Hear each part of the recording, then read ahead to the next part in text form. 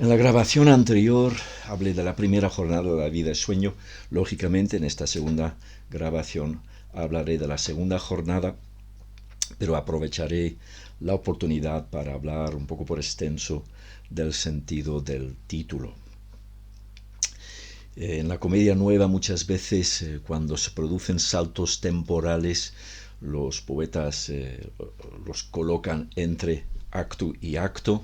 Así sucede en la vida y sueño, porque entre la primera jornada y la segunda hay un lapso de tal vez unos días en los que Segismundo es trasladado desde la torre al palacio. Y las primeras escenas de la segunda jornada sirven para informar al público de lo sucedido en ese lapso de tiempo. Tenemos primero un diálogo entre Clotaldo y Basilio. Clotaldo le explica a Basilio que ha administrado a Segismundo de acuerdo con los órdenes que ha recibido, ha administrado a Segismundo una bebida compuesta de opio, beleño y adormidera, ¿no? que le provocan un profundo sueño por el que Segismundo no se entera del traslado de la torre al palacio y no se despierta por el camino, ¿no? Por lo cual Segismundo va a despertar en palacio asombrado de encontrarse allí. Clotaldo plantea a Basilio algunas dudas que tiene. Basilio resume en pocas frases todo lo expuesto ante la corte en la primera jornada, en ausencia de Clotaldo. Clotaldo también tiene que enterarse de los hechos, y además el público pues probablemente ha visto un entremés después de la primera jornada y no le viene mal un refresco de la memoria. Y además Basilio instruye a Clotaldo diciéndole que puede revelar a Segismundo la verdad, al menos le puede revelar que él es príncipe heredero de Polonia y que ha sido trasladado al palacio para probar si es capaz de gobernar, y que ha sido encerrado pues por un horóscopo adverso. Clotaldo sigue teniendo sus dudas, pero allí acaba la escena. Era necesaria esta explicación de Basilio, porque si no sería inexplicable por qué Clotaldo luego directamente revela a Segismundo la verdad de su situación. La escena es interrumpida porque oyen a lo que creen que es Segismundo levantándose, despertando y levantándose. Realmente no es Segismundo, es Clarín, que anda por allí y habla con Clotaldo, y la conversación sirve para transmitir al público qué ha pasado con Rosaura desde el primer acto, y además para justificar la presencia de Clarín en palacio a partir de ese momento. Rosaura, con la intervención de Clotaldo, que no ha reconocido que es su padre, pero sí ha intervenido, con la intervención de Clotaldo, Estrella ha adoptado a Rosaura como dama suya, ¿no? Y a partir de este momento, por lo tanto, Rosaura ya no va vestida de hombre, ya no va disfrazada, sino que va ricamente vestida como dama de palacio, dama al servicio de nada menos que a la princesa Estrella. Y Clarín, con unas alusiones a su nombre, ¿no? Que es el de un instrumento musical bastante potente y escandaloso. Clarín, recordando también el estereotipo del criado con ganas insaciables de hablar y de divulgar cotilleo, pues Clarín le da a entender a Clotaldo que él conoce secretos y que los podría revelar indebidamente si Clotaldo no interviene en su favor, por lo cual Clotaldo realmente no tiene más remedio que sobornar a Clarín para guardar silencio, empleándolo a su servicio también en palacio, lo cual justifica la presencia de Clarín en las escenas que se van a producir a continuación. Esas escenas son las centrales del segundo acto, son la prueba de Segismundo, la prueba por la que tendría que pasar para llegar a ser rey, y como suele pasar, la primera prueba la falla el héroe, ¿no? Segismundo pues se despierta asombrado, expresa su asombro con unas redondillas muy bellas, hay criados dándole de vestir, ofreciéndole tocar música, y enseguida entra Clotaldo como primero de los nobles principales que se presentan ante Segismundo para conocerlo y para presentarse a él. Clotaldo es el primero en entrar porque Clotaldo tiene la tarea de informar a Segismundo de su situación y los motivos de su encierro en la torre y su venida a palacio. Segismundo se enfurece con Clotaldo por haberle ocultado siempre su verdadera identidad, lo quiere matar, muestra su mitad fiera, su carácter. Es un ser compuesto de hombre y fiera, y la parte fiera va a salir en momentos como este, cuando no es capaz de controlar, de dominar su furia, ¿no? Entonces se enfurece con Clotaldo, intenta matarlo, Clotaldo sale huyendo de la sala de trono, y en ese momento entra Astolfo a presentarse también ante Segismundo, y tienen también inmediatamente una discusión. Esta discusión tiene un tema para nosotros un tanto peculiar.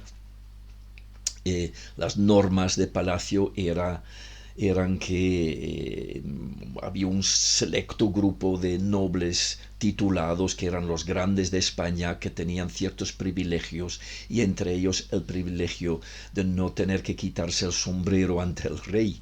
Y Astolfo, por lo tanto, en la corte de Polonia, donde al parecer tienen las mismas normas que en la corte española, Astolfo no se quita el sombrero ante Segismundo, que siente su soberbia como más poderoso de entre todos, se enfurece con Astolfo sobre eso, tienen un rifirrafe al respecto, y entra en ese momento la tercera persona que se va a presentar a Segismundo, que es Estrella. Con la llegada de Estrella, Segismundo tiene una experiencia nueva, porque es la primera vez que ve a una mujer no disfrazada de hombre. En el primer acto ha visto a Rosaura en su disfraz de hombre, ha vivido algo muy especial al escuchar la voz femenina de Rosaura, y ahora ve una mujer ricamente ataviada como princesa, nada menos que Estrella. Y entonces se lanza directamente a cortejarla. Cuando ella dice llamarse Estrella, él contesta que ella no es estrella sino sol. Se va a jugar mucho con esta idea del sol que da luz. Tenían la idea de que las estrellas recibían como la luna la luz del sol y que la reflejaban. Nosotros pues sabemos que las estrellas son soles, o que el sol es una estrella más y que no reflejan ellas la luz del sol, pero esa idea se expresa en lo que dice Segismundo. Aquí dice no te puedes llamar estrella porque eres el mismo sol, tienes la luz original. Después se va a dar cuenta de que se equivoca en eso. Cuando llega Rosaura ya llegaremos a ese encuentro. Entonces la llama el sol y le coge la mano. Y en la comedia nueva, coger la mano un caballero y una dama consiste en una promesa de matrimonio. Por lo cual es un hecho grave que se produce allí porque se supone que Estrella está a punto de casarse con su primo Astolfo y evidentemente no se puede casar con un hombre que si fracasa su prueba va a ser devuelto a una torre para vivir como un animal el resto de su vida. Con lo cual tenemos una situación muy peligrosa cuando Segismundo quiere coger la mano de Estrella. Un criado que ya ha intervenido antes y que ya ha despertado la ira de Segismundo vuelve a intervenir. Ahora le dice que no puede hacer lo que está haciendo, que esto no es ser cortesano, no cortés, no son las normas de la corte. Y Segismundo lo reta. El criado le dice que no puede hacer nada con él porque él es nada menos que un criado del rey, y Segismundo se enfurece aún más, lo agarra y lo lanza por el balcón y se muere el criado en la caída. Hecho, por supuesto, gravísimo.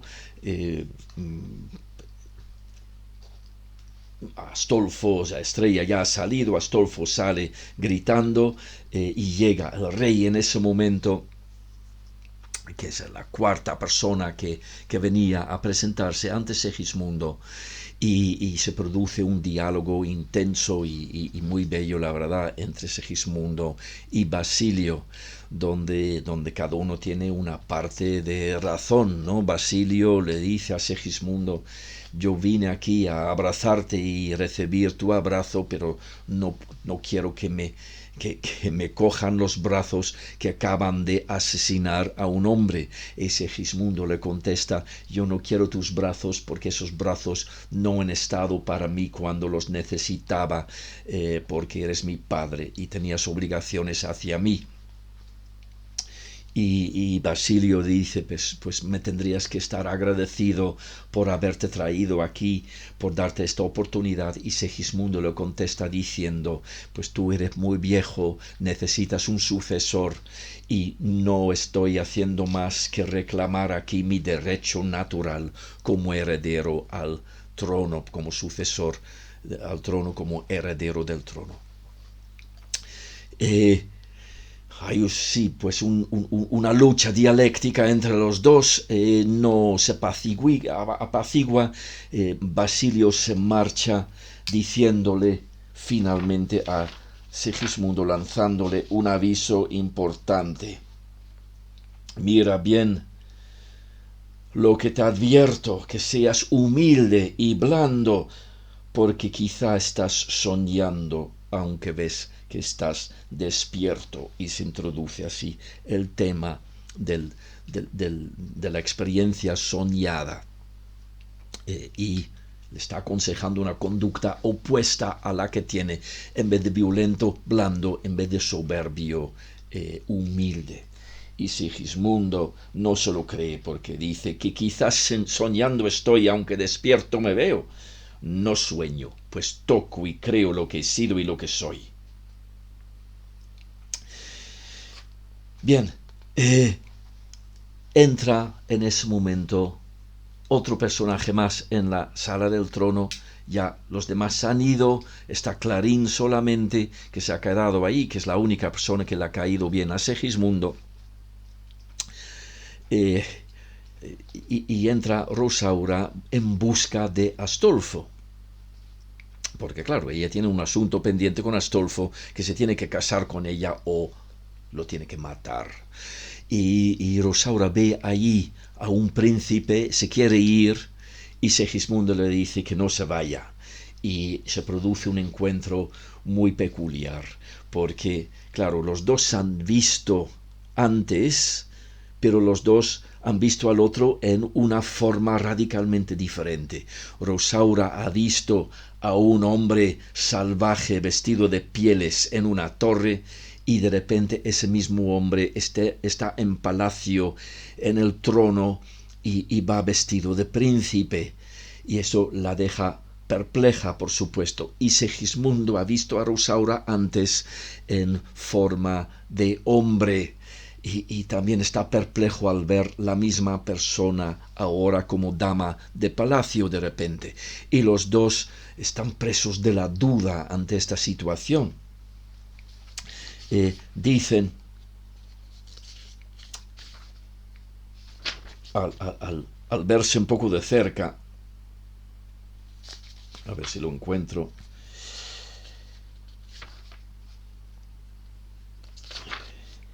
aquí está.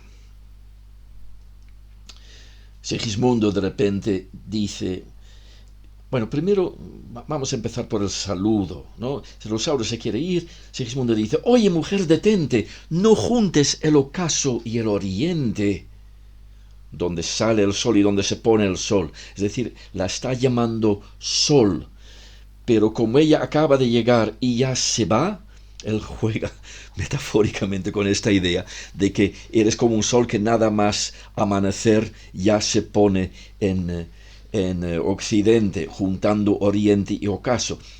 No juntes el ocaso y el oriente huyendo al primer paso, que juntos el oriente y el ocaso, la lumbre y sombra fría, será sin duda síncopa del día. Es decir, está tratando también a Rosaura como un sol. Y en ese momento, al verla un poco de cerca, dice, ¿pero qué es lo que veo? Evidentemente está reconociendo a esta mujer. Y ella dice, lo mismo que estoy viendo, dudo y creo. Segismundo dice, yo he visto esta belleza otra vez. Y Rosaura dice, yo esta pompa, esta grandeza, he visto reducida a una estrecha prisión. Y entonces Segismundo pregunta a Rosaura quién es.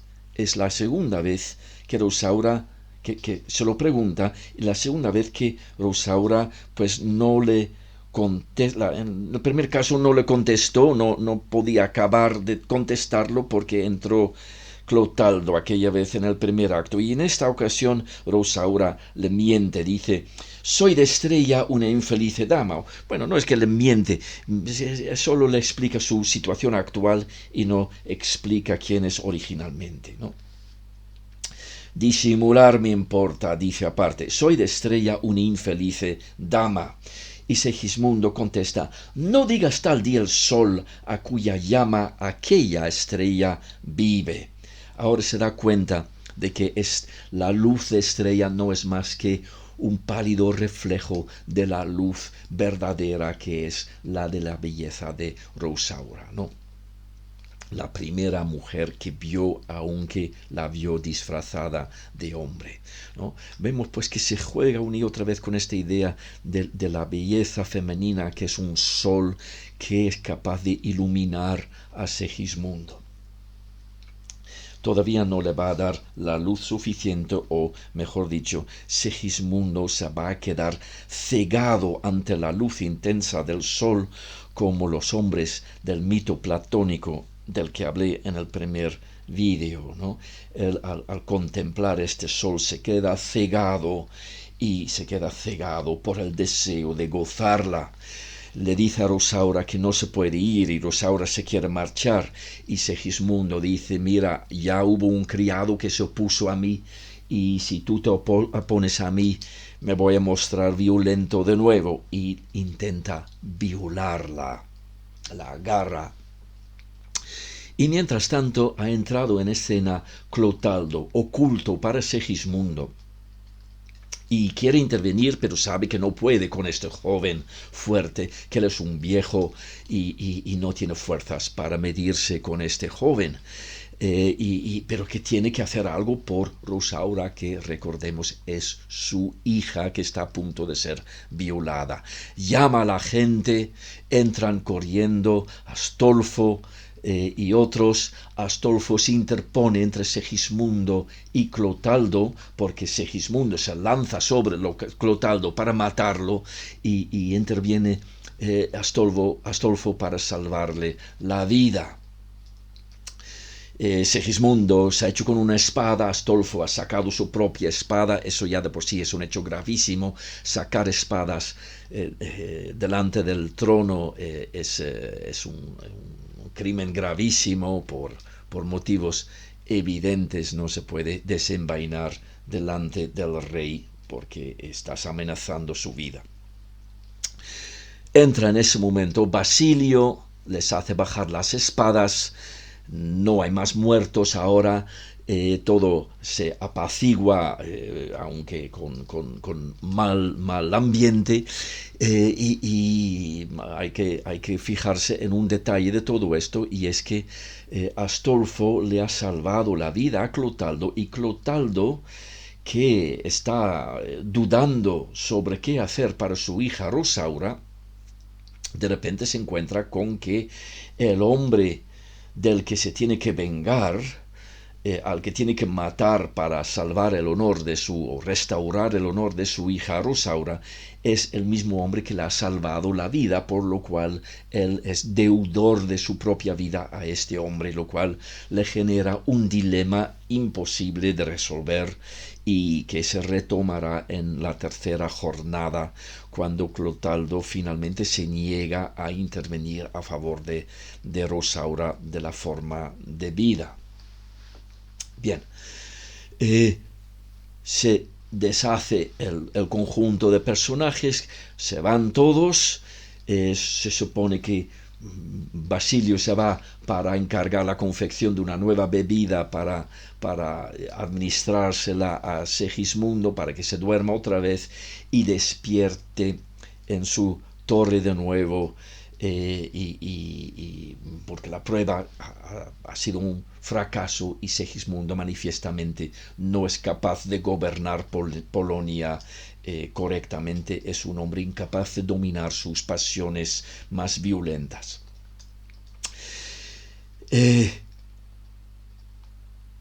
Se quedan solos en escena Astolfo y Estrella y se produce una escena entre ellos, una escena que tiene en parte la función de sugerir un paso de tiempo, porque la escena final de la segunda jornada se va a producir en la torre de Segismundo, donde se va a despertar después de su experiencia en palacio y tienen que transcurrir al menos horas y probablemente unos días hasta que esté allí en la torre. Bueno, tal vez no unos días, no lo sé. Cierto lapso de tiempo. La escena tiene pues esa función de hacer de puente entre la escena anterior y la siguiente, y también es una escena que contribuye al desarrollo de la situación entre Astolfo y Estrella. Recordamos que Estrella había visto en el pecho de Astolfo un retrato de Rosaura, un retrato de una dama no identificada por ella, pero que le había dicho a Astolfo: no puedes pedirme la mano en matrimonio viniendo con el retrato de otra dama en el cuello. Y entonces, en este diálogo entre los dos, Estrella le dice a Astolfo: me tienes que entregar ese retrato para que nos podamos casar. Y Astolfo no lleva el retrato encima, esta vez ha tenido la delicadeza de no llevarlo encima, y dice que va a ir a por el retrato y volverá para entregárselo. Estrella se queda sola y en ese momento pasa por allí Rosaura. Y Estrella habla con Rosaura, le explica que le da vergüenza esto de tener que recibir el retrato en persona de Astolfo. Toda la situación es un poco bochornosa, y le pide a su dama, a la que llama Estrella, no la conoce como Rosaura: Estrella, ¿puedes tú esperar aquí por mí y recibir el retrato de Astolfo? Hay una ironía dramática aquí. Estrella ignora quién es Rosaura, ignora que el retrato de la dama es precisamente un retrato de ella. Vuelve Astolfo, ve a Rosaura, está perplejo inicialmente, está descolocado durante unos cuantos versos porque no sabía que Rosaura está en Polonia. Rosaura le exige el retrato. Astolfo le dice: ¿para qué te voy a dar la copia que llevo yo si tú llevas el original contigo porque eres tú misma, etcétera? Se juega con la idea del arte como un mímesis, ¿no? Como copia de una realidad material. Rosaura intenta quitárselo, luchan, y en ese momento entra Estrella, se enfada con ellos porque estos no son modos de actuar en palacio, exige una explicación de la pelea física entre Astolfo y Rosaura tiene una ocurrencia para salir del aprieto, ¿no? Le explica a Estrella que ella, mientras le esperaba a Astolfo, como todo trataba de retratos, se acordó de un retrato de sí misma que siempre lleva consigo, lo había sacado, se le había caído el retrato y Astolfo justo en ese momento entró, lo levantó del suelo y se niega, dice Rosaura, a devolverme mi retrato. No solo no quiere entregarme el retrato de aquella otra dama supuesta, sino se niega a devolverme mi retrato. Estrella exige a Astolfo que devuelva el retrato a Rosaura. Rosaura recibe su retrato y se va, y entonces Estrella se queda allí exigiendo a Astolfo la entrega de un retrato que no existe, y Astolfo no tiene ninguna explicación para la situación. Es una escena divertida, muy ingeniosa, es ajena al argumento central, se suele dejar en las representaciones porque es una escena en sí de gran ingenio dramático. Pasamos pues a la escena final del segundo acto. En la torre de Segismundo, donde se va a despertar Segismundo, donde se encuentra Clarín, que está siendo encerrado por Clotaldo, porque Clotaldo sabe aquello de que Clarín conoce secretos y que tiene cierto afán de publicar secretos, y aquí hay secretos de Estado demasiado graves para que los divulgue Clarín. Así que Clarín también es encerrado por Clotaldo, y está allí también Basilio, que ha venido a la torre para ver este desenlace. Está hablando con Clotaldo y observan cómo Segismundo duerme y está soñando, ¿no? Con un efecto muy barroco, un efecto espejo, ¿no? El tema de la obra, de la experiencia soñada, se refleja en un verdadero sueño de Segismundo. Está hablando entre sueños, está hablando de matar a Clotaldo y a Basilio. Y Basilio se va apenado de la situación y se quedan solos Clotaldo y Segismundo, que se está despertando. Y Clotaldo pues ahora tiene que disimular y hablar con Segismundo sobre su supuesto sueño en palacio. Le dice Clotaldo a Segismundo: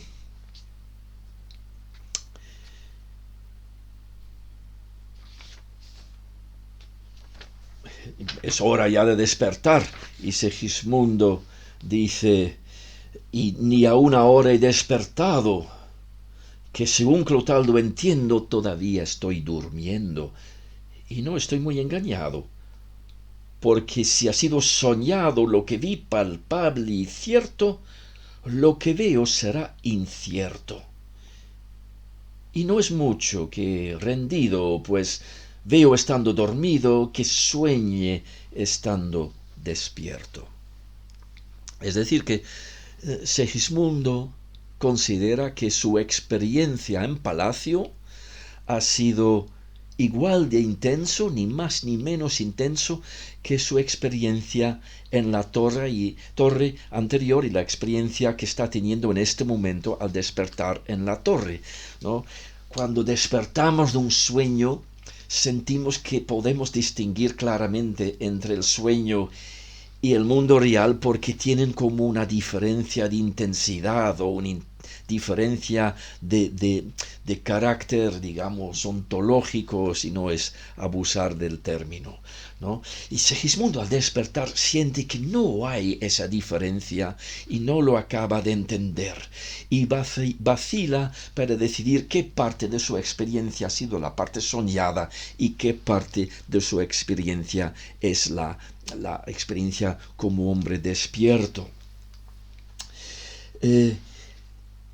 Y Clotaldo le dice, dime lo que has soñado, lo que soñaste me di.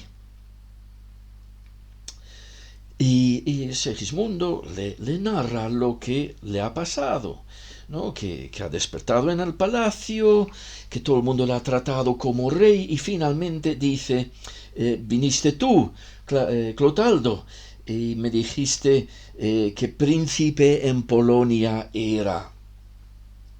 Y Clotaldo le dice, pues buenas albricias tendría, me habrás agradecido esta noticia, ¿no?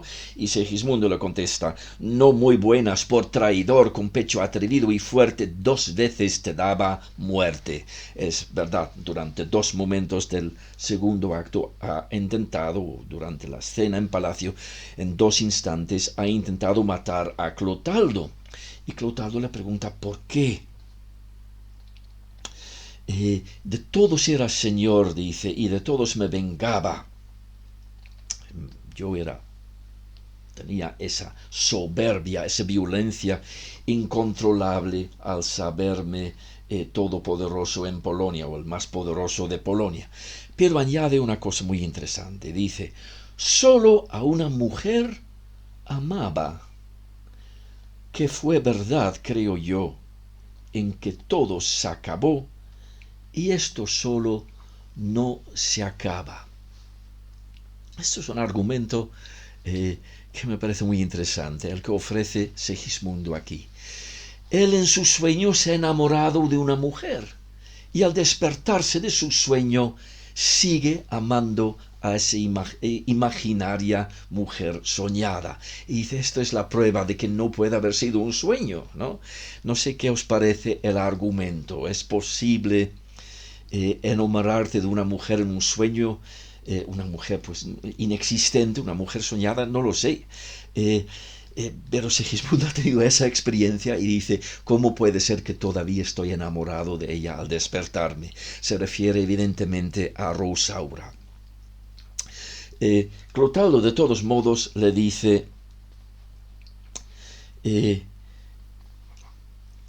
todos estos actos violentos en tu sueño, estos 2 intentos de matarme, ¿para qué han servido si después te despiertas y yo sigo vivo? Lo único es que te quedas con el mal sabor de haber actuado de esa forma tan indebida, ¿no? Por lo cual, Segismundo, aun en sueños, no se pierde el hacer bien, le dice. Cuando sueñes en adelante, intenta hacer bien. Y Segismundo se queda solo y toma la decisión consciente de reprimir su parte más violenta, ¿no?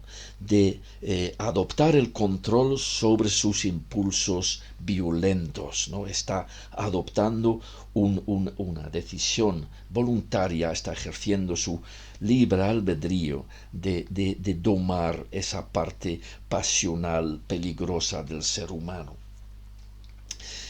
Y va a ser el famoso soliloquio que acaba en las palabras que toda la vida es sueño y los sueños son, ¿no? El famoso soliloquio de Segismundo, donde por lo tanto él va a sacar como conclusión la frase que da título a la obra, por lo cual este es el momento para hablar del título de la obra. Y lo voy a hacer con cierto rodeo. Pongámonos en la mente de Calderón y su público. Para Calderón y su público en 1630 hay un hecho indiscutible, y es que en el universo hay un una inteligencia operando superior a la inteligencia humana, una inteligencia que gobierna las cosas del universo y a la que llaman Dios. Esto en la época de Calderón se puede considerar una creencia racional, porque hay demasiadas cosas en el mundo que no son explicables sin postular ese Dios omnisciente y todopoderoso que dirige el acontecer del universo. Eso se nota para Calderón y sus contemporáneos, sobre todo en dos ámbitos. Uno es el astronómico, el ámbito al que se dedica Basilio como astrólogo, ¿no? La órbita incesante de los planetas en torno a la Tierra según el modelo geocéntrico, o en torno al Sol según el modelo heliocéntrico, que justo en el siglo de Calderón ha sido lanzado al debate público por Galileo, ¿no? Pero la órbita de los planetas es siempre igual. Y eso es inexplicable sin suponer que hay algún poder moviendo los planetas y evitando que se caigan del cielo, ¿no? Y eso no hay explicación razonable para esto hasta que Newton formula la ley general de la gravedad, que explica cómo puede existir este movimiento circular, regular, que no cambia nunca, de los planetas. Newton, que por supuesto creía que Dios había puesto en marcha ese movimiento, pero nos propuso un modelo que permita entenderlo sin intervención divina. Ese es uno de los ámbitos, y el otro ámbito es el ámbito que nosotros llamaríamos el ámbito biológico, ¿no? No se puede explicar por qué las hormigas pasan todo el verano almacenando comida para el invierno. Las hormigas, que son patentemente carentes de la facultad racional, no se puede explicar sin suponer que alguna inteligencia superior las impregna con este cometido, ¿no? Con esta tarea de almacenar alimentos. Y bien mirado, tampoco sería explicable que un hueso de aceituna sepa que se tiene que convertir en olivo y no en pino. Todo esto pues lo acabará explicando la teoría de la selección natural de Darwin y la genética de Mendel en siglos posteriores. Newton será, digamos, la primera gran grieta en la racionalidad de la creencia en un Dios todopoderoso y omnisciente.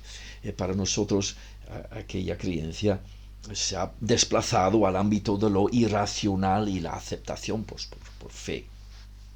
Para Calderón y sus contemporáneos hay una base racional muy importante para ello, y los únicos modelos alternativos, como el modelo del atomismo de Epicuro, pues no consiguen explicar los elementos, los ámbitos que acabo de mencionar. ¿A qué viene todo esto? Pues tenemos que postular, pues, para la comprensión de la vida y sueño, esta creencia que para Calderón y sus espectadores va asociada a una serie de tradiciones religiosas e intelectuales asociadas al cristianismo, y concretamente a la variante católica del cristianismo. La fundamental, la más importante, podemos decir que es la creencia en la perduración del alma después de la muerte del cuerpo, ¿no? Que después de morir el cuerpo, el alma humana va a tener una vida eterna en el reino de los cielos, o una condena eterna en el infierno. Por lo cual la existencia en el tiempo, en la tierra, es algo bastante efímero y bastante insignificante en comparación con esa otra cosa que es la eternidad, que es imposible imaginarse siquiera, ¿no? No es simplemente una acumulación muy grande de tiempo, sino otro nivel, ¿no? Otra realidad que no nos podemos ni imaginar. Y Calderón y su público creen en esto. Es una creencia, por cierto, que Jesús de Nazaret seguramente no tenía. Jesús y los judíos contemporáneos suyos creían tal vez sí en la resurrección de la carne y el alma, pero no creían en la posibilidad de separarse el alma del cuerpo. Y de hecho los evangelios nos dicen expresamente que Jesucristo resucita a los 3 días con cuerpo y alma, y no solo como alma. No creían en la posibilidad de separarse el espíritu del cuerpo. Es una creencia pagana, es una creencia platónica, es una creencia que defiende Sócrates en su diálogo, su precioso diálogo antes de morir, en el que afirma la pervivencia del alma después de la muerte del cuerpo. Es decir, los cristianos adoptan esta creencia como versión helenizada de las doctrinas de Cristo. Bien, así pues llega esto a Calderón y a su público, y claro, si uno tiene esta convicción, es una metáfora muy evidente para hablar de la vida humana, la de que la vida no es más que un breve sueño que antecede a un despertar, a una realidad diferente y más real, ¿no? Si se puede decir que hay realidades más o menos reales. Vivir es soñar, y después habrá un despertar en otra realidad. No es algo que Calderón pretenda demostrar con la vida de sueño, porque todo el mundo lo sabe. No es la conclusión de la vida de sueño, es una premisa de la vida de sueño. Es un tópico muy divulgado tanto en textos eruditos de la época como en textos literarios. Lo encontramos ya 3 siglos casi antes de la vida de sueño en el primer poema del cancionero de Petrarca, que sin duda conocía Calderón como lo conocía todo poeta europeo de la época. El primer soneto de Petrarca dice en los tercetos: ben veggio orsì che quanto piace al mondo è breve sogno, ¿no? Que ahora sí veo, ahora sí entiendo finalmente que cuanto place al mundo, todo lo que dé placer, que todo lo que dé goce al mundo, no es más que un breve sueño. Y lo dice de nuevo realmente Petrarca en el último poema de su cancionero, en el poema 366, donde también habla de breves sueños como realidad de la vida humana. O también aparece en otro poema famoso, en las coplas de Jorge Manrique, en la copla 12ª, me parece que es, donde Manrique dice que se va la vida apriesa como sueño, ¿no? Que es efímera la vida como un sueño, pero después se sobreentiende, vendrá el despertar. Ahora bien, ese despertar también es un despertar en un sueño, porque se produce algo curioso con la metáfora del sueño. El sueño es metáfora de la vida, pero también es metáfora de la muerte. Por un motivo evidente, sueño en el sentido de estar durmiendo es un estado el estado que más se parece al estado de estar muerto, por lo cual sirve también como metáfora de la vida, y eso también es un tópico divulgado en textos de la época, ¿no? El sueño, imagen de la muerte, dice un poema de un contemporáneo, y lo dice famosamente en el monólogo más famoso del teatro de la época, que es el monólogo de Hamlet, ¿no? Cuando contempla matarse y dice que, en fin, morir no es más que dormir. To die, to sleep no more, dice, es dormir nada más. Y luego se dice de repente, to sleep, perchance to dream. Ay, there's the rub, for in that sleep of death which dreams may come, must give us pause. Que cuando muramos vamos a soñar y nadie sabe de qué soñamos después de morir y eso me asusta, dice. Eso me hace vacilar ante mi anhelo de quitarme la vida. Y aquí tenemos otro aspecto de este conglomerado metafórico.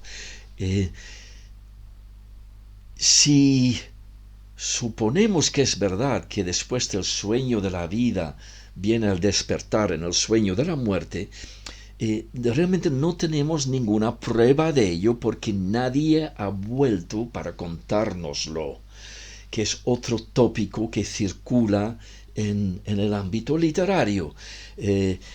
Recuerdo haberlo encontrado incluso en un poeta persa del siglo XI, en Omar Khayyam, que dice que nadie ha vuelto del viaje al otro lado para decirnos qué es lo que hay al otro lado, qué es lo que hay en el destino. Ningún viajero ha vuelto a contárnoslo, dice Omar Khayyam. Y de nuevo Hamlet lo dice en su famoso monólogo, dice, llama a la muerte, that undiscovered country from whose bourne no traveler returns. Ese país no descubierto de cuya frontera no regresa ningún viajero. Por lo cual no sabemos qué sueños nos esperan allí al otro lado de esa frontera. Es un tema que genera cierta angustia a Quevedo, ¿no? El saber racionalmente o el creer saber racionalmente que nos espera otra vida más allá de la muerte, pero al no haberlo comprobado sentir la angustia y el miedo ante la muerte. Pues bien, ahora volvemos a Segismundo. Segismundo ha tenido una experiencia que no tiene ningún otro mortal, que es la experiencia de haberse despertado al otro lado del sueño. Él ha sido rey y ha despertado una realidad en la que ha sido despojado de todos los atributos de su poder real y no ser más que un hombre sin nada, despojado de todo, como el alma despojada del cuerpo. Es decir, que él tiene una posición, digamos, privilegiada de haber vivido, cuanto menos por analogía, la experiencia de morir y despertar en el sueño de la muerte. Y lo va a decir en su monólogo. Dice lo siguiente en la primera de las 4 décimas que pronuncia. Recordamos que Clotaldo le ha dicho, Segismundo, que aun en sueños no se pierde el hacer bien. Y él dice, es verdad, pues reprimamos esta fiera condición.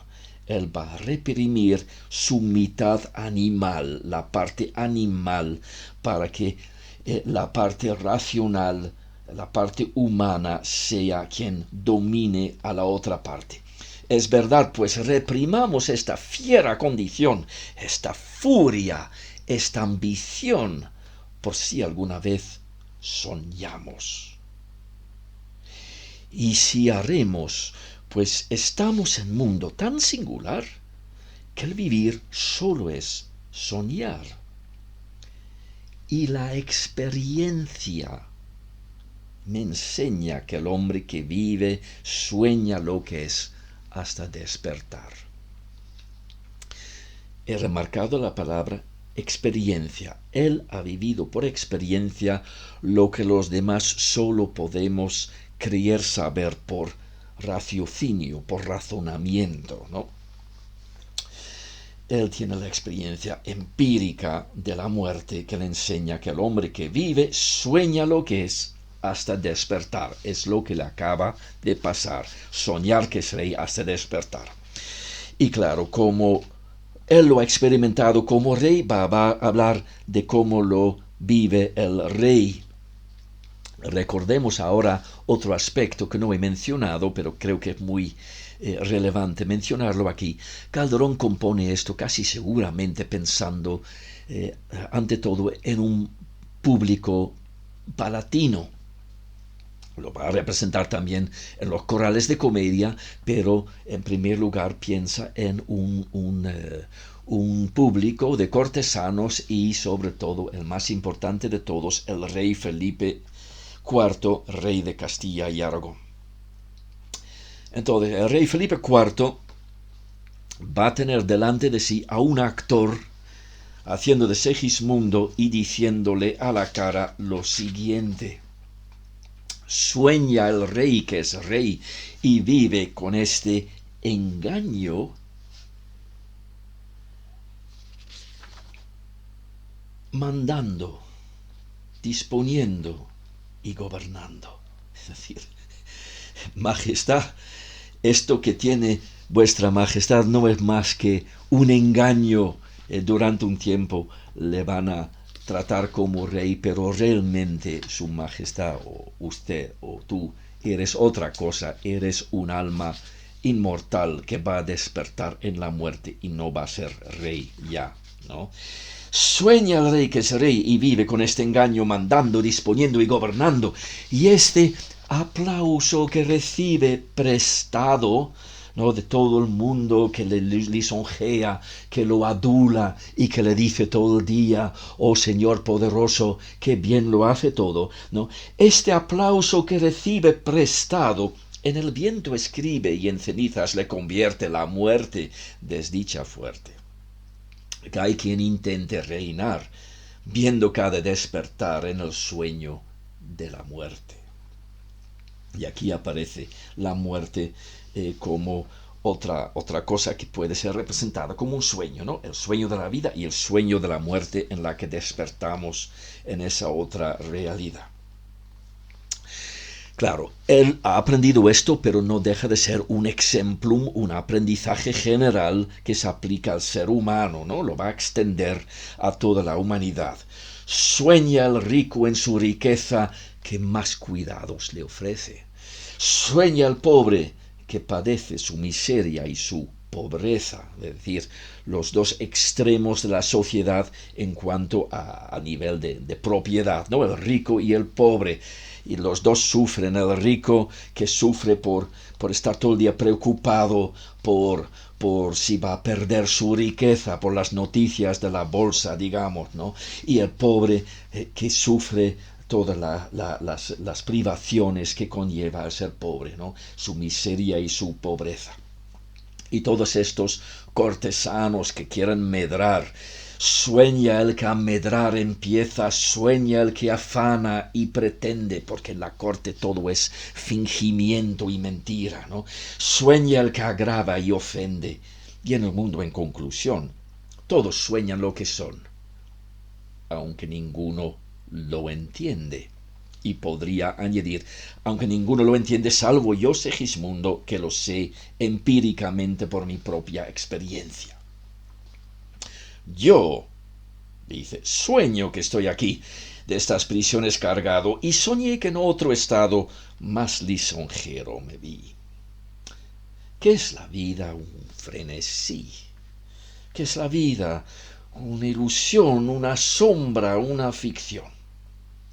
Y el mayor bien es pequeño, que toda la vida es sueño, y los sueños, sueños son. No son más que sueños, por lo tanto.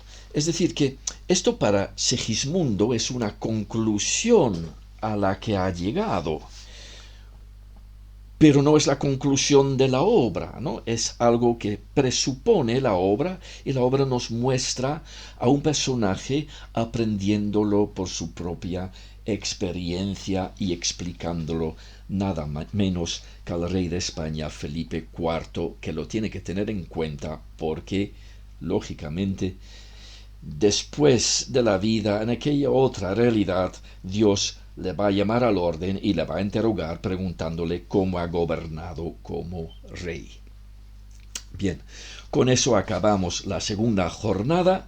He hecho 3 intentos de grabar este vídeo. En los 2 primeros el sonido desaparece después de unos minutos de la grabación. Vamos a ver si esta vez lo ha cogido, y si lo ha cogido lo publicaré y ya podré grabar el tercer vídeo que tratará de la tercera jornada.